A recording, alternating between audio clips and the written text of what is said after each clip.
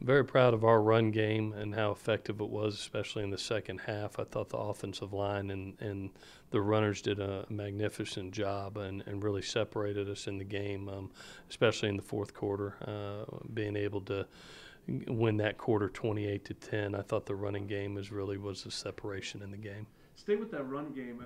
It's a powerful group. It's also interesting. It's a diverse group. It seems like you Mm-hmm. have a lot of different runners that can do a lot of different things. Yeah, definitely. You look at the guys who've come in. Thank goodness we have a great amount of experience with Ronald and Said, and then you saw two newcomers, a freshman and a redshirt freshman, and Stephen Carr and Vi Malapai, that really came in and did a terrific job of. Stephen created some explosiveness for us, and then you saw the power running of Vi, and both are very capable of catching the ball out of the backfield. So it's a good dynamic to have some great depth at that position.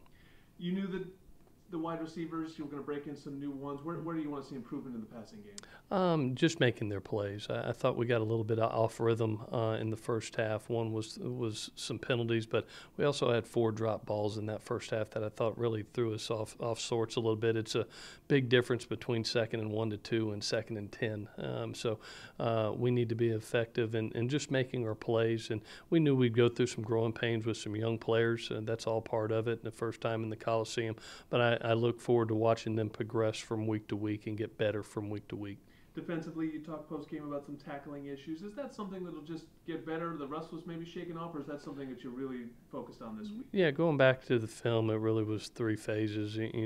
One, making sure that we're aligned right. 2, keeping gap control, not getting reached. And then we had a couple missed tackles that I know will get shored up this week. But those are the 3 areas. If any one of those 3 go down, whether it's a misalignment, loss of gap control, or a missed tackle, you're going to have a hard day of stopping the run. So those things got to get fixed in a hurry. I know you're always focused on improvement from week to week.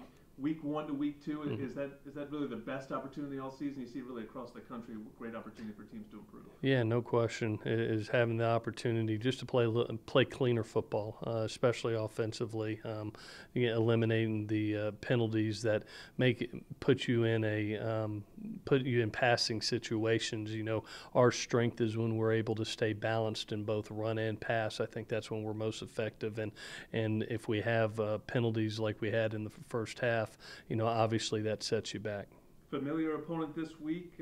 Christian McCaffrey obviously goes on to the league. What do you see from the Stanford offense in a one game without him? Yeah, they do a terrific job. Love is a dynamic back. We've seen it even last year when Christian was out. Now it's his time, and between himself and Scarlett, I thought they did a really good job versus Rice. Both bring their own dynamic. Love being explosive, Scarlett being the power back. Scarlett really good out of the backfield, catching the ball. They provide everything that Christian brought to the table with this 1-2 punch. What do you see from their defense? Defensively, they've always been great down the middle.